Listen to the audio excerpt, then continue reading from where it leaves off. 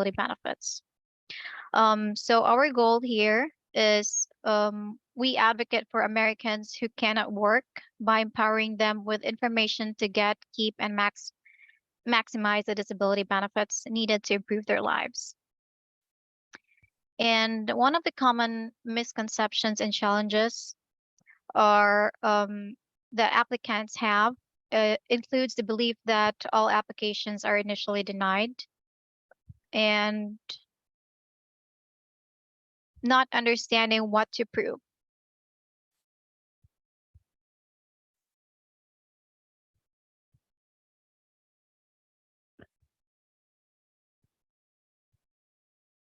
Brian, I'm sorry, my screen froze. Can you hear me? Yeah, I can hear you. Sure can. You want me to cover for you for a minute? Are you back? Yeah. Give me 1 second.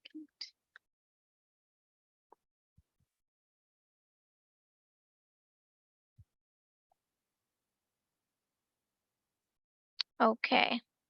Can you cover? Sure. So thank you, Jam, for that introduction. And if you don't know me and you're new here, welcome. Brian Tarian. Thanks, Jam, for doing this.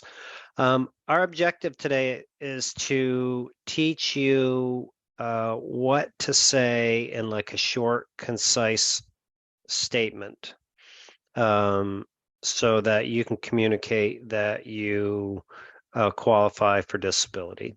But in advance of that, we're going to spend some time with you and show you a beautiful picture and a graph and a flow chart that will help you understand what it is that you need to prove to unlock those Social Security disability benefits. That's one of the challenges that I see, and perhaps you do too, when you're speaking with people. When you're new, exposed to this, nobody really expects, I think, that they're going to go through it, but so you're not prepared, but you don't understand like what the rules of the game are and what you need to prove. So we're going to spend some time on that. Also at the end, we have 3 takeaways for you. We've got a really unique success story. And there was just a special event that was released last week. We're going to share that with you with some insider tips and information to help you get and keep your benefits. What's the last thing? Oh, a deeper dive into how you can, prepare your own statement on proving that you qualify for disability. How'd I do, Jam, and covering for you? Yeah, you're doing great. Thank you. Okay, so can you show the PDF that I've Oh, created? yes, I can. Let me get it up on the screen here. Maybe I can center it a little better. There we go. They're good? Um, okay. So first thing first, you have to be diagnosed. These are the steps to help you get approved for disability. Go to nearest ER or see a doctor, set up an appointment, and you let your prescriber know, provider know your limitations, and you get diagnosed. Next step would be treatment. And along with that is explaining how your limitations is preventing you to be able to work any type of job at all. And then there's the medical evidence. So medical evidence is the cornerstone of disability determination under both title, the Social Security disability insurance and the supplemental security income. So each person who files a disability claim is responsible for providing medical evidence showing that you have an impairment and the severity of the impairments. So there are 3 key types of medical evidence used to prove your disability claim. Subjective findings, objective findings, and medical opinions. And with that, if you have bulletproof medical evidence, you win your benefits. Can I interject something, Jam? Sure. There's several of you out there that I know are approved for disability benefits, and one thing that we should have mentioned at the very top of this is the same information that you're going to need to keep your benefits. Oftentimes, when people get approved for their disability, they don't expect a review. They don't know what's going to go on in a review. And so having this in your arsenal and understanding is good disability insurance. So please take note. Right. So in summary, effectively presenting medical evidence to support a disability claim involves providing complete and detailed information about your medical treatment and your ability to do work-related activities. So it is important to submit any documents you have in your possession as soon as possible and to work with Social Security to gather any additional evidence that is required to make a determination. Sure. Sure. Good. So can we unpack this just a little bit more? Yeah. So let's go through some examples. Somebody is not able to work and they don't know what is causing their challenges. How would that apply to this beautiful flow chart that you have here? Where would that violate it or void it? I'm sorry, can you repeat that? Okay, somebody's not able to work. For example, let's say they've got excruciating pain in their lower back and their psoriatic area, and they're just not able to work. And so, but they don't really know what's going on. They just know they can't lift or stand for periods of time, and they have to lie down flat on their back for like, a good 2 hours a day. How would that fit into this? What's missing in the flow chart here that would cause a challenge for getting or keeping benefits? Diagnosis. Exactly. Yeah. Exactly. Okay, so let's go through another one. Same person has lower back, has arthritis in their lower back. They've got degenerative disc disease, and still the same limitations. And the last time they have been in treatment was 14 months ago. How would that fit into this? That would be the doctor treatment. Right, right. Okay.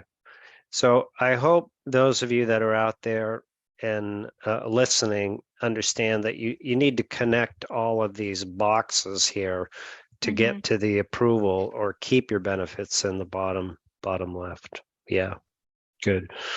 Well Yeah. done, Jam. Yeah, but let's say you have the diagnosis, but you have not been seeing any doctors to treat your Okay. conditions, Mm-hmm. and you get denied. By Mm-hmm. that, you can definitely um make a conclusion that the reason that you got denied was you're missing the treatment. Okay, so there's some outlying circumstances here. Let's say that you are legally blind. Mm-hmm. That's one. And you're not going to the doctors because, like my good friend Right. Etzel, there's nothing that they can do. Or, you're a paraplegic or quadriplegic and you fall into the category where you can't do your job. Then for those are exceptional circumstances. Right? Right. But I was referring to conditions like fibromyalgia, Mm-hmm. RA, Mm-hmm. Yep. and Yep. mental health. Sure. Sure. Good. Good. Okay.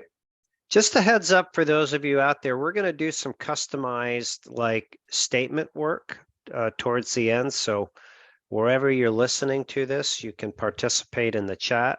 If it's on YouTube or in Facebook, you can send us your question, comment, and participate in this. So hang out. Mm-hmm. Okay, Jam. Let's see. What are we going to go on to next here? Well, one of the typical challenges faced by disability applicants as well, and I know this by heart because I speak with members and clients on a daily basis, is Mm-hmm. they're not able to convince their doctor to complete their doctor support forms, the residual functional capacity report. Mm-hmm. And that is common. Not everyone is willing to fill those forms out.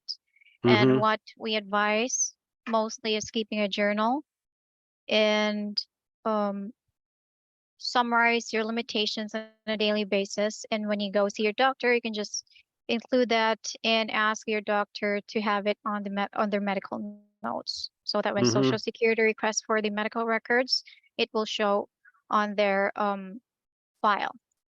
And also, this will be the time to make a decision, whether or not you're willing to look for another doctor who's willing to help you with your disability claim Mm-hmm. or not. I think you might have ESP or some kind of sense, because that's actually been sketched out to cover how to deal with your doctors, like what to say and do in every visit coming up. Because even when you're approved for disability, the way you should approach your doctor is it's different than what most do, which is just go sit and listen to the person in the white coat, although they don't wear white coats anymore, and take their advice. But there's a proactive approach to this. So I've actually had the unfortunate, you know, experience of dealing with it as an advocate for my mom and using the very techniques that I've learned from other members that we've used. So in a few weeks, I think we have a guest speaker in 2 weeks, but whenever we have the next opportunity to do that, it'll help with the everybody's disability. Okay, let's keep going, Jim. You're doing great. All right, so I would like to move on to our Social Security Disability Approval course, step 1, how to Mm-hmm. apply. Mm-hmm. Okay. All Okay. right. All right, so this is a step-by-step guide we have created um, based on our experience over the last 17 years, if I'm correct. Right, Brian? That's correct. Although I Right. don't think you've been here for 17 years. It might Oh, yeah. just seem like it. Yeah, so Yeah. part of it is under getting started, part of the 4 steps would be to learn how to explain that you qualify in 2 sentences or less. Mm-hmm. Yep. Mm-hmm. Yep. And mm-hmm. Continue. And here are 4 things that you must remember when you're filing out your application, is that Social Security defines disability in terms of your ability to perform work-like activity, regardless of whether or not this activity is paid or how much you get paid for it. And your disability claim must be documented by medical records.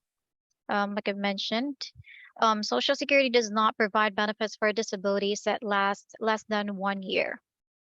And lastly, Social Security disability is not like Social Security retirement.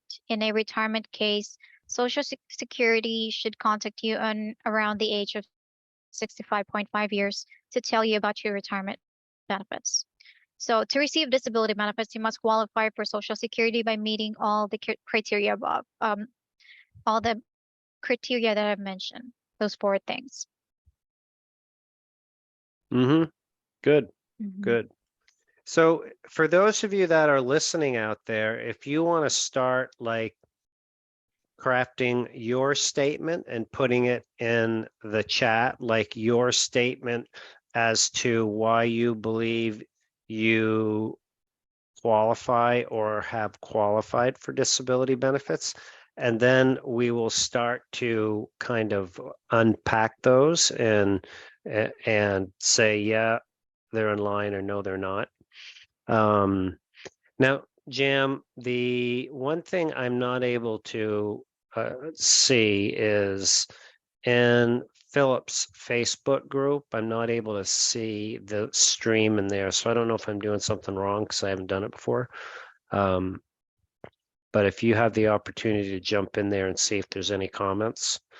So Okay. for those of you out there, I'm going to go through a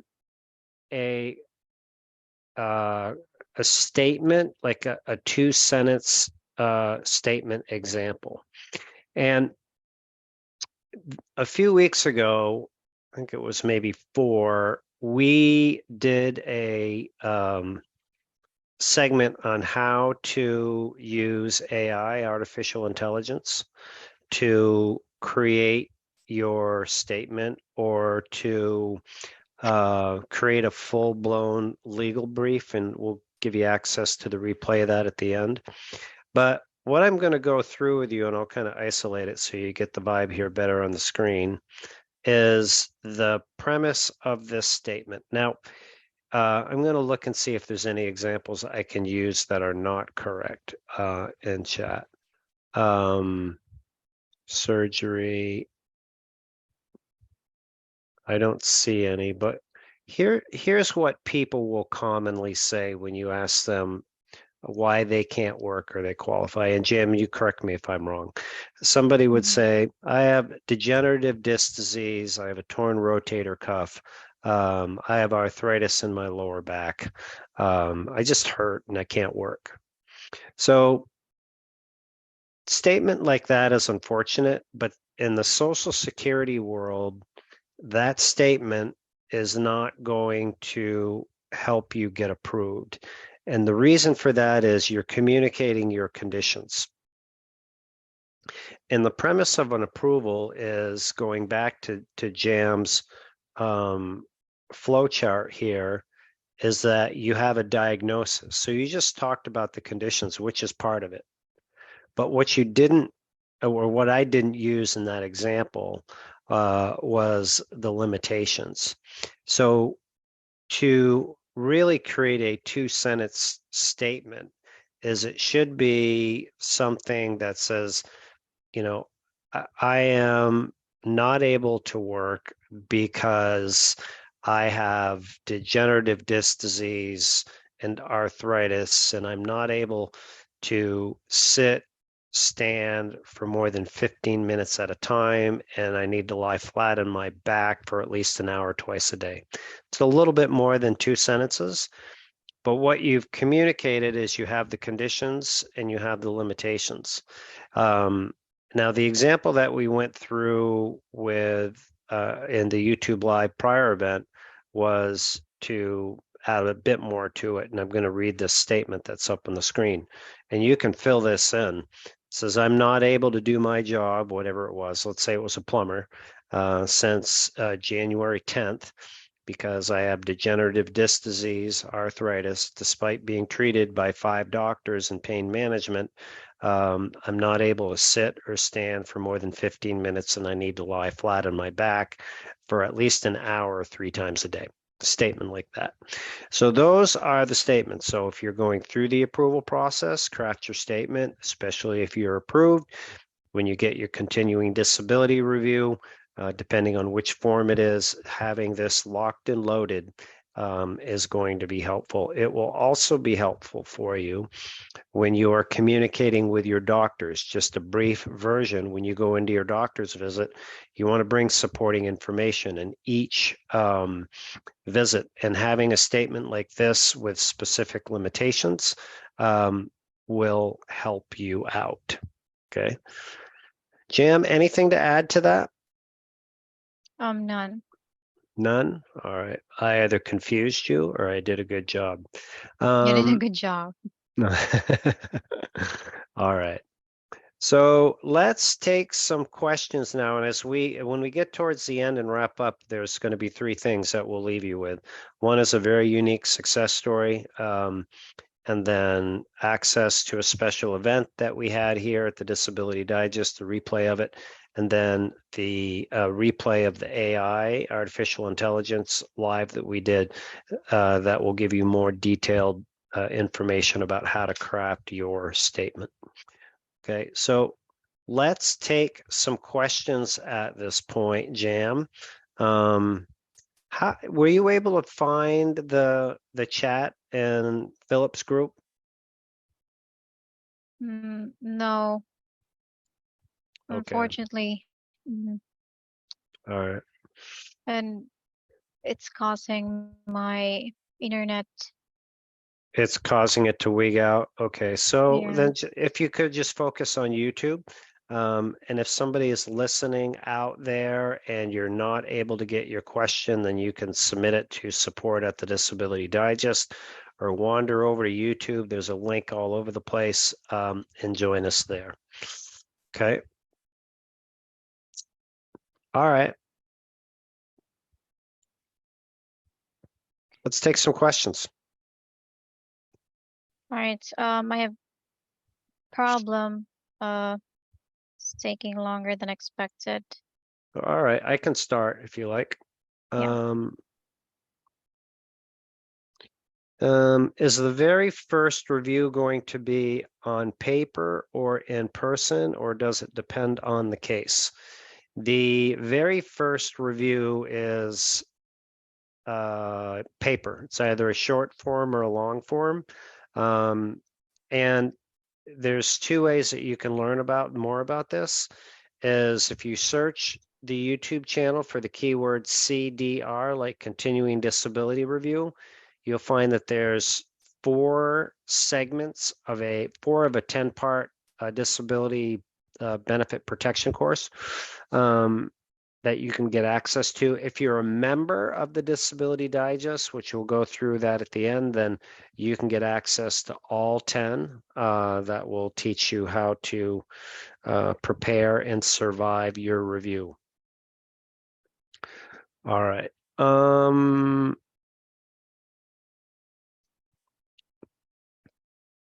I've got another one here. Can you still work when receiving benefits? You want to answer that one, Jam? How you doing with your screen over there? You frozen? Yeah, it's all white. That's all right. I can see you. That's good. Yeah, I can answer that. You can Sure. work for 2023, you can work and earn 1,000, no more than $1,050 a month Mm-hmm. and Yep. still be able to keep your benefits. Yep. Exactly. A side note on that: if you're doing something on your own, like your own side hustle or running a YouTube channel, then it is the a net after expenses. So you take all your expenses, like your headset and your lighting and whatever it is. Could be even an emotional support dog. Is that what they call them? Yeah. You can even write that off now if you're a disability recipient. Okay, All right. participants from Pennsylvania, Ohio. Jam, a lot of people say hello to you.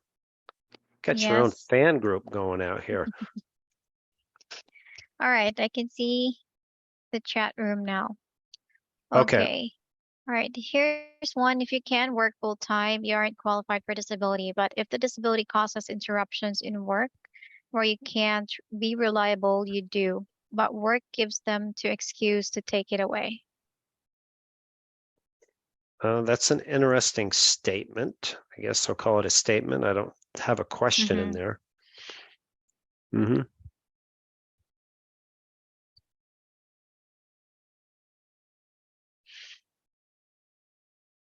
Okay. All right.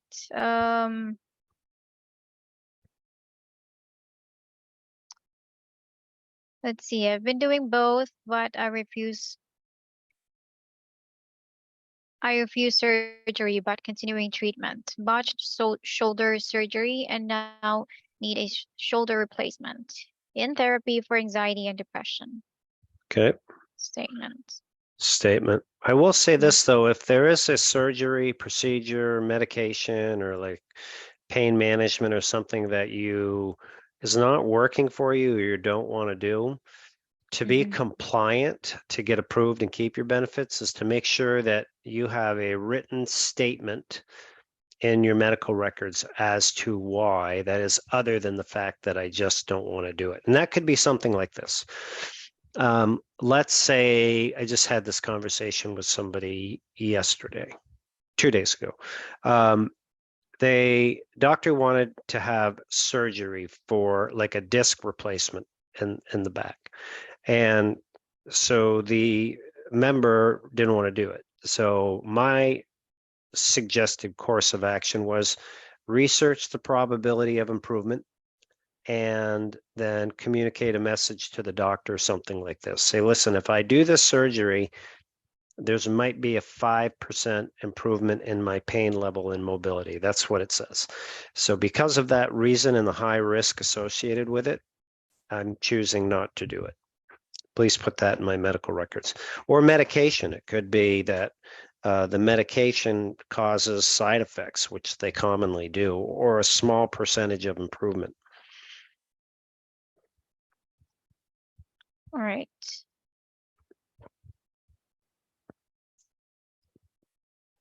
Okay, here's one from Amy. Hello from Kansas City. Just got a letter in mail saying I have an appointment with one of the examiners for fibromyalgia and ROM. What are they looking for and not? What's ROM? ROM. Something that's in your computer, isn't it? But I don't know what it Right. means for a condition. So if this is a disability exam, like you're going through the approval process, which I presume it is, then the concept of these exams is to get a unbiased opinion about your qualification, your medical records, but they're hired by Social Security. So the key is they're looking to validate that your medical records are in line with like what your conditions are and they haven't been cooked or falsified. This is super important how you manage these and what you do. There's like 7 things that we provide for guidance in our disability approval course. So that you go, and one of those is don't go alone. Have an advocate go with you, have an advocate go and record, provide the advocate with some of the questions that you want to have asked. And your patient right is to have an advocate in the room. If they say, no, you can't, then ask them to show you that. And so what you really want to do is you want to hold the person accountable in the exam to do their job. So that and the other steps that we have in the approval course will help you do it.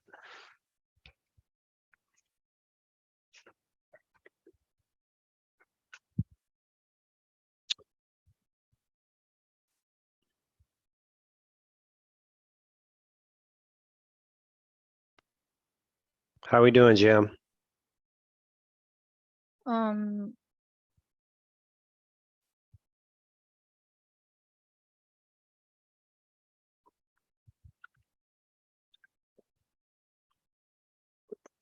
I think we're having some technical difficulties. Let me see if I can help you out. yeah. My application is at 25% for disability benefits, at 64% on SSID. That doesn't make sense to me. What is the outcome of being approved for disability benefits when the process is SSID? I don't understand the question, Jessica, because my understanding of how the online account works is you log in for your Social Security disability, which is SSDI, like Sam, David, Igloo, and it shows a percentage of completion. And that's a percentage of completion. It's not probability related to your approval. And the process is going faster than disability benefits. Yeah, I mean, the only other thing I can gather from that is you might have applied for both benefits, SSI and SSDI, but I didn't know there was a dual tracking mechanism. Has anybody else experienced this if you apply for both? Be interesting to know. Okay, I see the question there that you just recently asked. Chime back in if your audio gets back in line. Okay, got that one. Okay, here's one. I'm going to a hearing in less than a month. Oh, good for you. Got denied twice, even though I have lots of medical evidence, and was retired from my job through disability. All right. How we can help you here at the Disability Digest is we have a segment of our disability approval course. Let's back up a little bit. We showed you a part of the disability approval course earlier, but each step of the way has its own individual segment of the course, like what to do when you're working, what to do when you're out of work and you're going to apply, when you've applied and waiting specifically. There's some key steps there if you get denied. And then the next step is how to prepare for your hearing, like what to do, what not to do. Most of you have an attorney at this point, like how to hold them accountable, what should they be doing, what questions you're going to be asked by the judge, real deal. We went through and analyzed a variety of hearings, the actual recordings, took all the questions that they asked, put them into one lesson. So if you're not a member here at the Disability Digest, join us and we can get you that segment of the course, or just ask for it if you are. And that will help you out, especially the part about knowing what the questions are, because that can help you get prepared, and hopefully you're more relaxed and you can answer them better, because when you're confused and anxious, all right, and ask a question that you don't know, that's what commonly leads to it.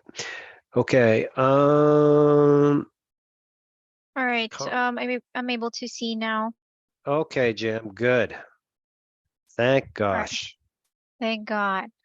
Here's one from Maurice. My wife started her application in 2016 and she has an attorney. Her case went federal court and they remanded it back to the judge. Now she's just waiting for the final decision. 7-year wait so far.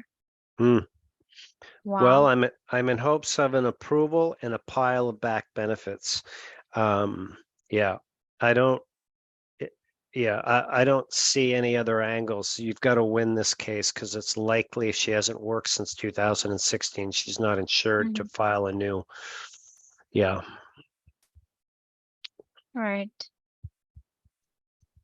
Okay. Can you explain the grid rules, please? Yeah, briefly. So if the grid rules are based, I've got to get my head around my explanation here. It's a good question. The grid rules are based on your age and your education and the type of work that you've done. So if you can think about age, education, type of work, and there's boxes. And we've actually done I think if you search a video called 5-Step, you'll find this. And so how your age fits into your education and your work skill determines your grid. So if you're younger, then, you fall into a certain grid than you would if you're 64 or 62 or 54. And so the higher your age, the more of these grids are marked as disabled. So I'm in hopes that that explanation is helpful for you. The grid rules are used commonly by the attorneys when they go to court. They're going to say that this is a grid rule XYZ. All right. When you have a review, do you have to say you're working? What about passive income? Well, it's important to understand what income counts, right? And if you search the YouTube channel with the keyword "what income affects your disability," you'll find more details about this.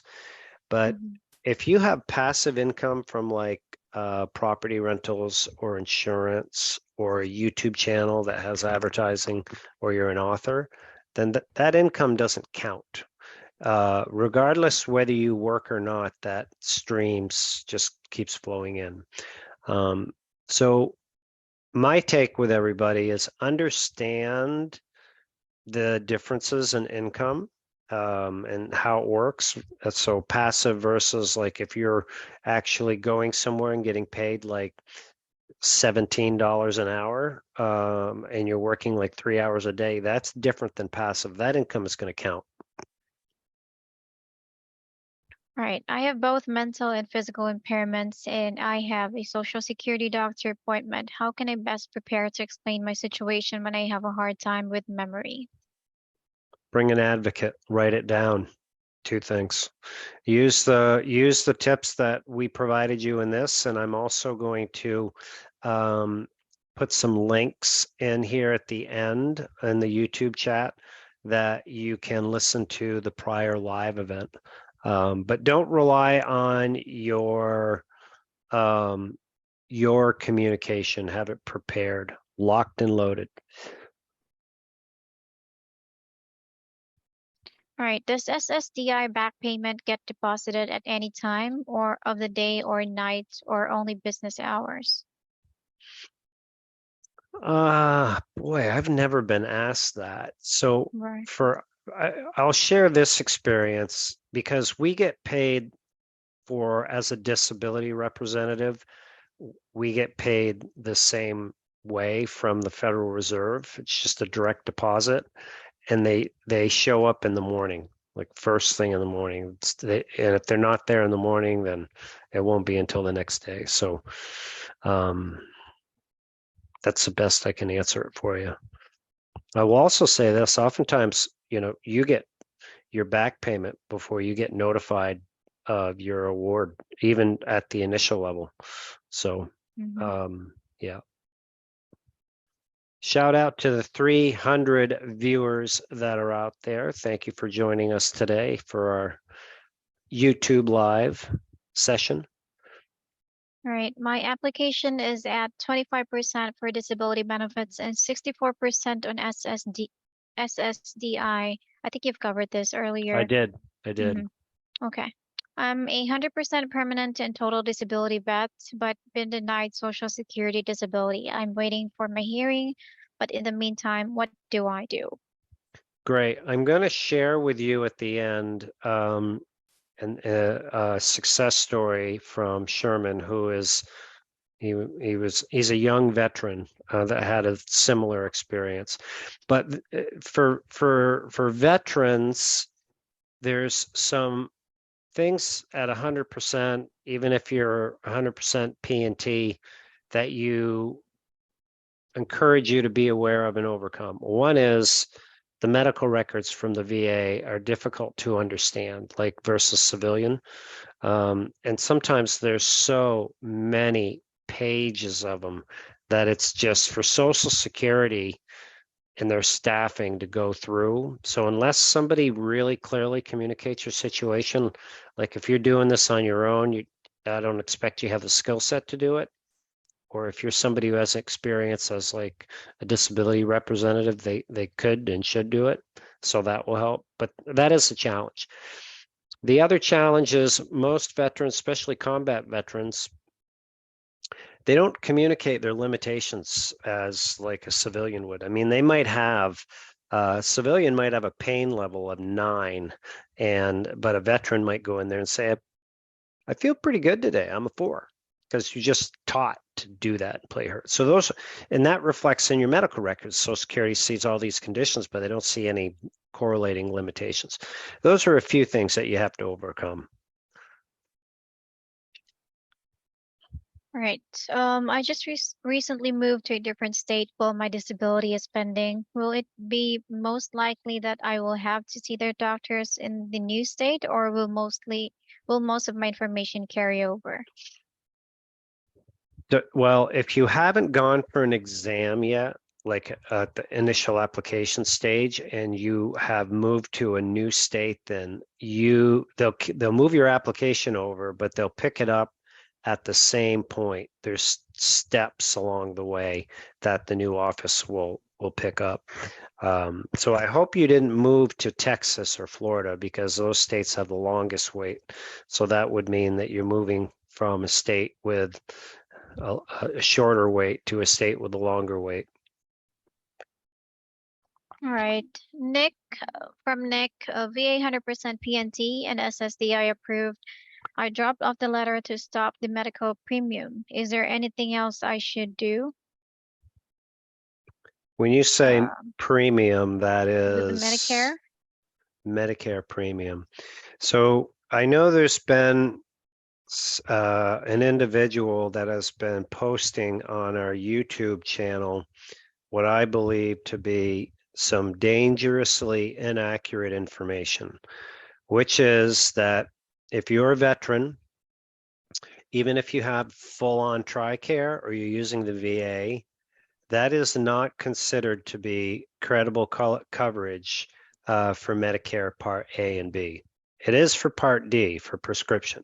So you don't need a prescription plan, but if you decline Part B and you need to use it at any point in time, let's say you're traveling in an area, or there's a procedure that the VA can't do, or the VA gets backlogged, or their service diminishes, any of those, and you go to get back on your Medicare Part B premium or Medicare Part B, then you pay a penalty.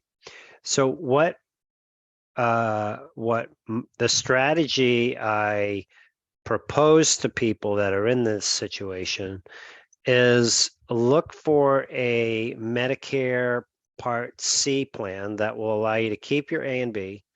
You'll still have the premium, but look for a plan that provides you with a Part B buyback. And what the Part B buyback does is it will reduce that Medicare Part B premium, and it can reduce it. Sometimes it reduces almost all of it, but it's pretty common to see $75, $100 in Part B premium. So what you've then done is you've kept your VA, you've kept in compliance with Medicare, and you've reduced your out of pocket. And there's likely still some benefits that you can pick up in this strategy through Medicare that you don't have with the VA, like the gym membership. Your VA doesn't have that, or shopping credits where you could buy things, at like an online pharmacy. All right. From Sandra, are occupational MDs for patient or insurance company? Is that a question? Right. Yes. Then I'd need to hear it again. I didn't get it. Okay. Are occupational MDs for patient or insurance company? I'm not sure. I mean, I don't know of an occupational of that applying to Social Security disability. I mean, if you go for an exam, then that would be for an independent medical exam. That's for a doctor that's hired by Social Security. So my hunch is that's just for private insurance. I'm not certain of that.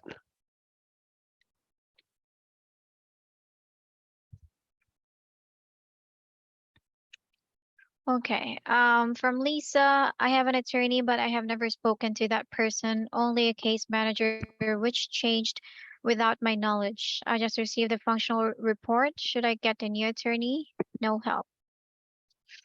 I mean, if you look at how the disability representation work is out there, it's seldom that you work directly with an attorney or disability representative.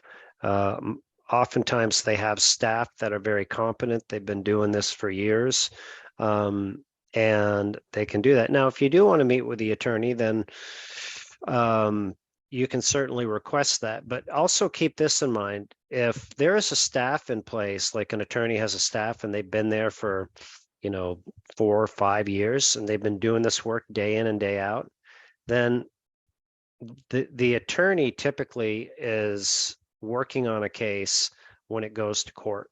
That's the typical model. And before that, for me, and I know a lot of, it's not common that they actually do the hands-on.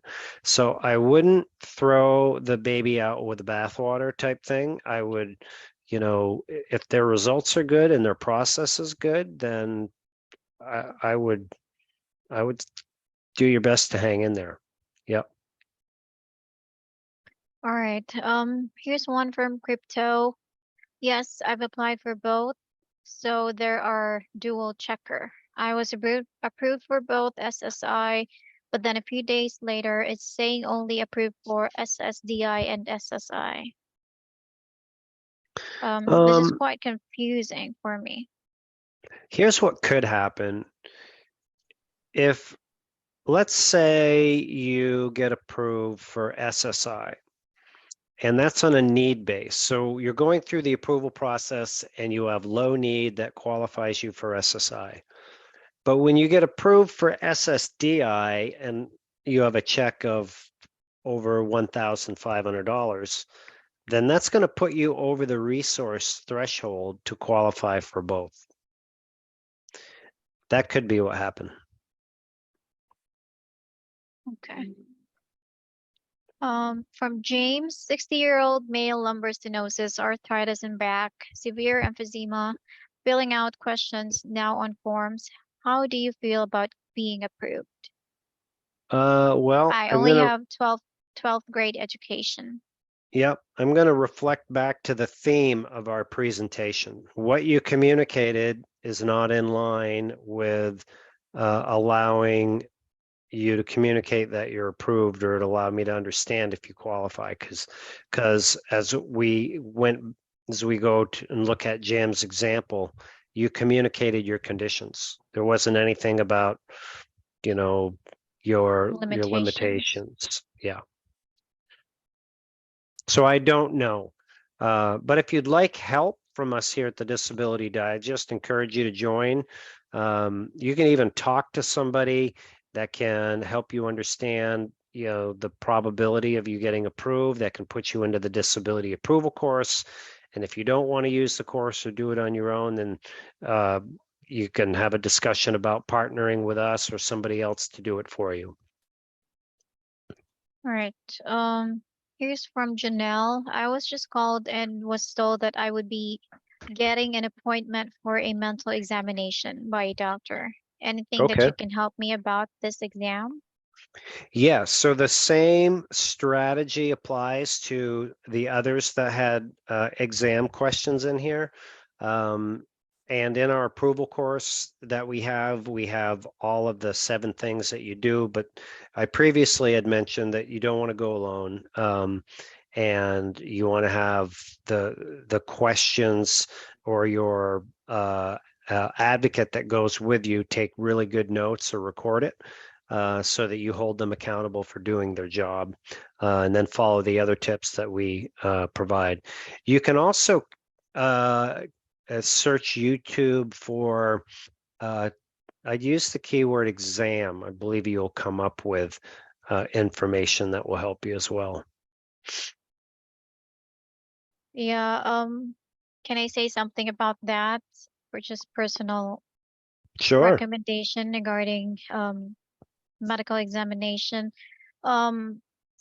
It's to make sure that you inform the doctor about your existing conditions or medications that you're taking. You want to avoid relying solely on just medical terms or labels, and be incredibly detailed about explaining your ability to work. Just be truthful and keep in mind that disability doctors see thousands of claimants in a year. So be as transparent as you can be truthful, and avoid exaggeration.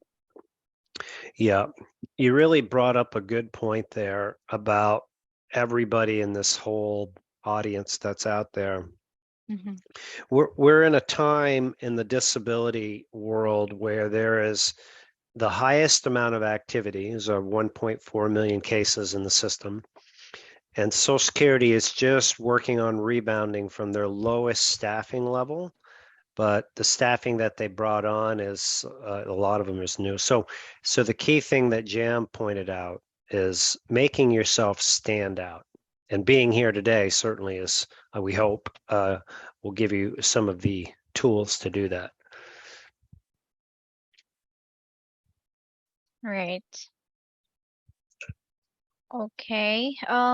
Here's from Sam, or sorry, Adriana. I'm 38, PTSD with dissociative symptoms, major depression, bipolar disorder, etc. Been in treatment for almost 3 years. I have 3 kids and not working since January of last year. I Mm-hmm. also have a club foot deformity. Mm-hmm. Me Mm-hmm. myself. Okay, no follow-up. That's more of a statement. Yep. Yep. So today's work that we did would be really helpful for you because from what you communicated to me, is again not in line with uh, what you need to prove because you didn't communicate your limitations. Like what triggers you and your conditions if you have brain health issues, and what are those triggers? Like if somebody slams a door and it sends you into a heightened panic mode that lasts for 45 minutes. And during that 45 minutes, you need to be in a dark room by yourself, then that is a clear indication that you're going to have a challenge working. So statements like that. Okay.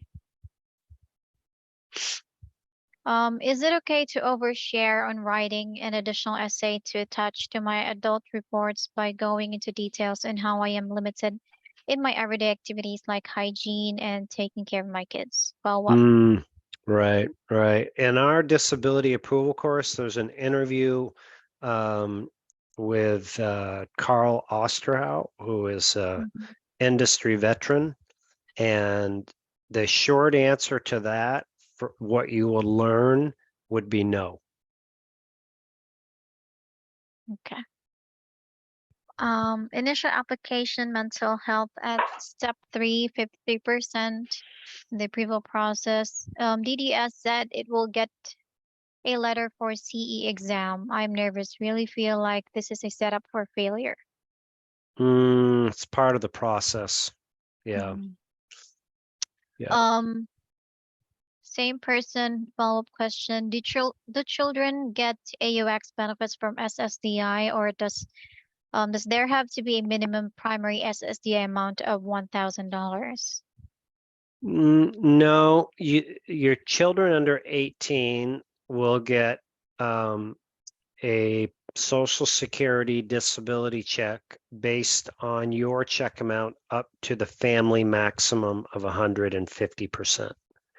So if your check is $1,500 a month, the oldest child would get half of that, which is 750. And then the next child gets 25%, so on and so forth, up to the family maximum of 150%. All right. From Loretta, I will be 55 in September. I was a nurse, an RN for 25 years, applied for SSDI in March and was denied last week. Starting Mm. appeals, have neck, back pain, anxiety, depression, can't stand or sit 30 minutes. Any ideas? Oh, that was actually a better statement. Um, Right. if you're at the reconsideration stage, then I would encourage you to join us as a member. There's no charge. Get into you will speak with you and get you into the disability approval course so that you can understand what you need to do and put in your appeal, what to look for in your appeal. Like, for example, one of the common things is let's say you have 5 doctors, and that was submitted to Social Security, but they only requested medical records from 3, and maybe they were missing, your pain management doctor and your brain health doctor, which are 2 critical ones. So they don't have the whole picture. Well, okay. So in your appeal, you want to communicate that, get those medicals in there and ask them to reevaluate that. That's just one example. So that would be my advice. Join us, get in the course, see if you want to appeal it on your own. If you do, great, just follow the directions. If you don't, and you want to get some help and it's a fit, then we can have that conversation with you. All right. How would you know, this is from Greg, how would you know if you're being investigated? I'm an SSDI, and can you appeal the decision like a CDR? Well, if you're investigated, I don't know what there is to appeal if unless you receive an overpayment, which is the result of collecting benefits and you shouldn't be. So that would be an overpayment. And you can definitely appeal. We had Attorney Brown here a few weeks ago. We went through everything involved in that. And that was one of our YouTube lives. As far as reporting it, I don't know if you can report it. I don't know what there is to report. I've never been asked that, but we had a surveillance piece that was done in a prior live by Attorney Brown about the probability of it, what to look for and what to do. And then recently on our YouTube channel, Maria, she reported her experience about going through surveillance. Those might be 2 things for you to check out. See if you can help. There's a lot more to this. I mean, if you're outside and you're running a chainsaw and you're on disability for a bad back and you're being under surveillance, I mean, that's going to be on you. Or if you're jumping on a trampoline with your kids, stuff like that. So.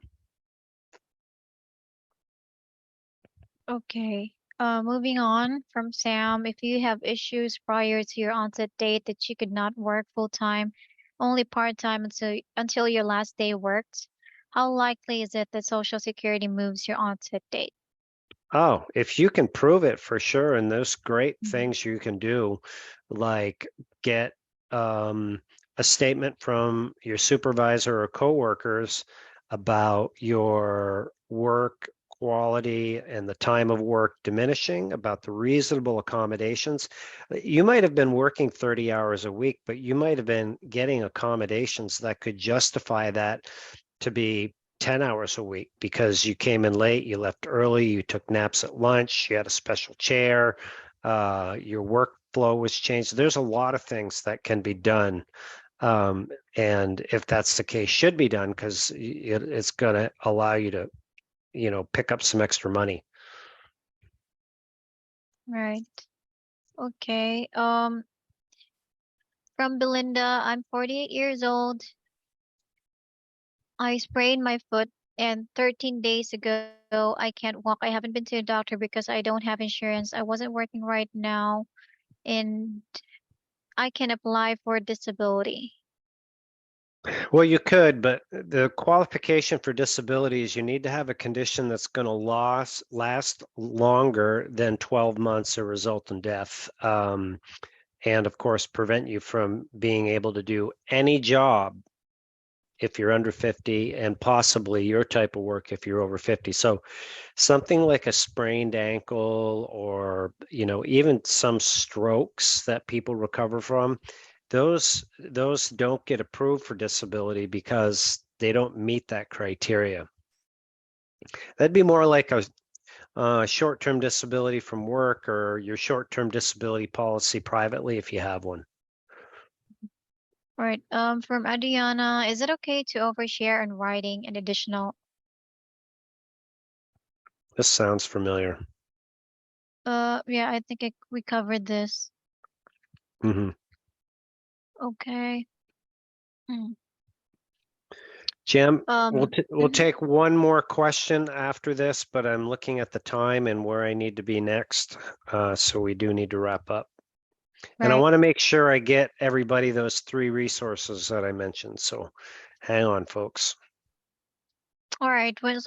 This is from Linda George. When Social Security does their review, do they just go by your doctor's reports, or they make you see their doctors again? They could make you see your doctors again, especially if they review your medical records and they're not in line with what they're looking for, like you've had sparse treatment. Or go back to the graph that we did at the beginning, not the graph, but the flow chart with JAM. Maybe you have the conditions, but you haven't been in treatment. That can definitely trigger them sending you to an exam. So that's why, for those of you that are approved out here, that flow chart is definitely beneficial. Yep. Okay. So, Jam, I'm going to go through the wrap-up process here and share the items that I wanted to with folks. So, first of all, if you are out there and you asked a question like, can I get help? What do I do? And I said, join us as a member. Here's how you do it. I'm going to put the link in the YouTube chat.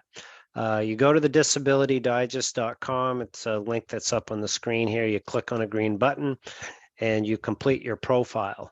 And that profile will help us understand like what your needs are and how we can help you. So if you're trying to get approved, maybe you're applied and waiting, or you're applied and denied, or you're already approved and you want to maximize your benefits, that's a different category. So that's number one. No charge for the membership. We have courses, we have support, live support, digital support groups for you that will help you. So that's one way in which, now you can search all the videos out there. There's over 900 with these events, and do that, and you're going to pay the same price. Actually, you'll pay more because it's going to cost you a lot of time, or you can join us as a member. So that's one. Okay, so a few things I'm going to share with you that I mentioned. The first one is, this is a success story from Sherman, who is 35-year-old. He's a Marine veteran. Really, really hard to get veterans approved. And this is a recent one, and he shares some success tips. So I'm going to put his success story in the YouTube chat. That'll be coming up next for you folks. So save these, but you don't want to miss the next ones that I'm coming up with.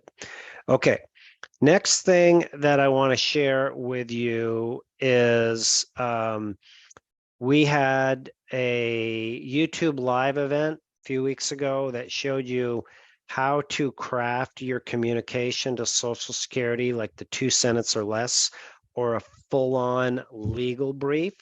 And I'm going to put the link to that next into the replay, so you can go in and listen to that.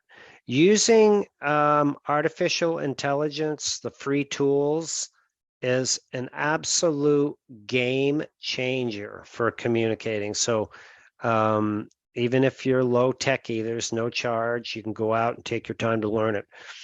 The last thing that I'm going to share with you is not that. I'll do it this way. Gotta find it. It's really good too. We had an event in June called a jam session, and it was hosted by none other than our jam that is here with us today. And it was a collaboration of all those that work here at the Disability Digest and our premier members, as we refer to them. Now, these are members that we're either working with to manage their insurance and they're in the benefit protection program, or we're helping them get approved. So those were invited. So what we're going to do is going to share the replay, and there's some amazing nuggets of information in here. Again, these are people that are going through the approval process, so you'll learn things about like how to save money, how to survive the wait. Once you're approved, like things you can do to stay engaged and really do the best you can to maximize your experience. So It was fun, and Jam did a great job. So that'll be the last item I'm putting in the chat, right? Okay, folks. So as we wrap up here, thank you, Jam, for hosting and running today's event. Appreciate that. Yeah. Thank you, Brian. I apologize for the first part. Yeah, well, technology, it's great when it works. Hey, listen, folks, for the 403 of you that are out there, next week's event, we're going to cover 4 different ways that you could possibly speed up your Social Security disability approval process. And I'm trying to get our special guest, Curl, to come join us, who works day in and day out helping people get approved here. So mark your calendars. We'll be back here next week. Jam and I will be for that. And we encourage you to come in and pick up some other information to help you get your benefits approved, keep them, maximize them. All right. Okay, listen, thank you everybody for turning out today. It's been a pleasure. Until the next time, make it a great day. See you guys. Thank you.